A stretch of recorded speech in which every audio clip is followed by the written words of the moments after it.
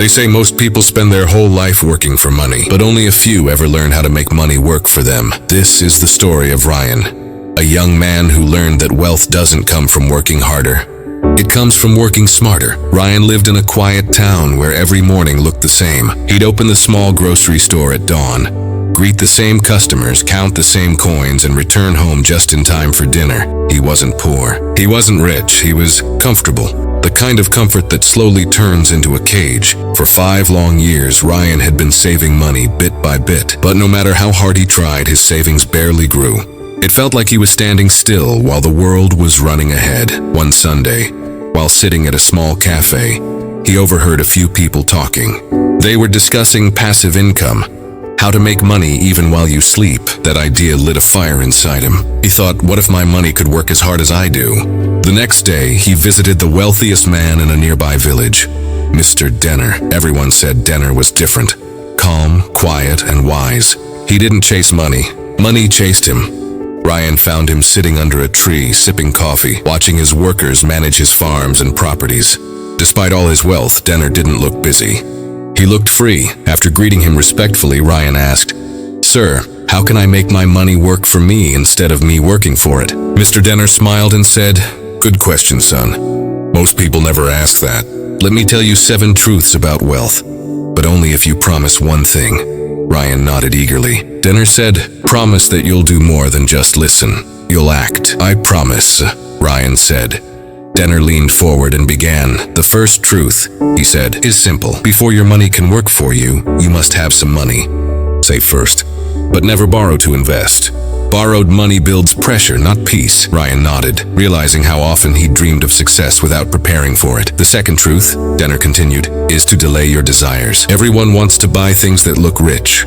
A car, a phone, fancy clothes. But true wealth is invisible. It grows quietly when no one's watching." Ryan felt that line in his bones. He'd often dreamt of buying a new phone. Now he realized he'd been feeding ego, not growth. "The third truth," said Denner, "is opportunity. Look around you. Wealth hides in plain sight, in small ideas. A Wi-Fi setup in one home, a few chickens in the backyard, a tiny rental space, or a service you can scale. Don't wait for millions to start. Start with hundreds, but start smart." Ryan listened like a student hearing the secret of life. As they walked, Denner pointed at small businesses in the village. Each started small, each now thriving. The lesson was clear. The start doesn't have to be big. It just has to begin. "The fourth truth," Denner said, "is action. Stop waiting for the perfect plan. There's no such thing. Start small, learn fast, fail cheap." Ryan smiled. "So, even mistakes can pay off?" Denner chuckled. "Only if you learn from them." "The fifth truth," he continued, "is growth. When your first source of income starts to flow, don't spend the profit, feed it. Reinvest it until it grows strong enough to walk on its own." Ryan imagined his savings multiplying like planted seeds. "The sixth truth," Denner said, "is diversification. Don't rely on one river for all your water.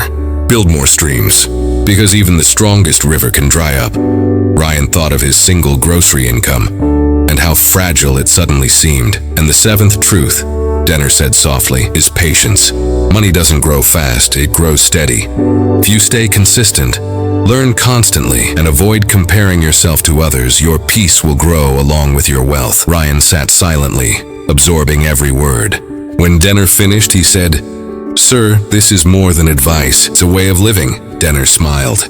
"Exactly. Most people chase money their whole life. Wise ones train it to chase them." That night, Ryan wrote down everything he learned. He made a plan. He started small, investing in a Wi-Fi setup for local homes. He saved more, worked quietly, reinvested smartly. Months later, his small setup became a network. Years later, he owned 3 small businesses, each earning for him even while he slept. Ryan no longer worked for money. Money worked for Ryan, and just like Mr. Denner, he sat under his own tree one day, watching others work, not with pride, but with peace. So, my friend, remember this. You don't need to be rich to start. You just need to start smart. Don't let your money sleep while you work yourself tired. Wake it up. Put it to work, because the day your money starts earning for you, that's the day you become truly free.